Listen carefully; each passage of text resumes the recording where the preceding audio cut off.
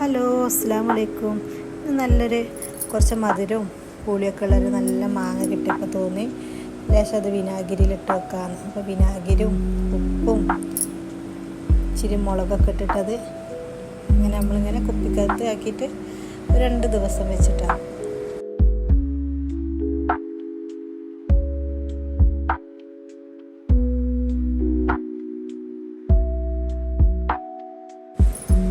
അങ്ങനെ 2ാമത്തെ ദിവസം നോക്കിയപ്പോൾ മാങ്ങ എല്ലാം സൂപ്പറായിട്ട് റെഡി ആയിട്ടുണ്ട് കേട്ടോ. നല്ല ഉപ്പും വിനാഗിരിയും മുളകൊക്കെ പിടിച്ച് നല്ല സൂപ്പറായിട്ട് റെഡി ആയിട്ടുണ്ട്. അപ്പോൾ അത് കണ്ടപ്പോൾ തോന്നി ഒരു പീസ് എങ്കിലും കഴിക്കണം.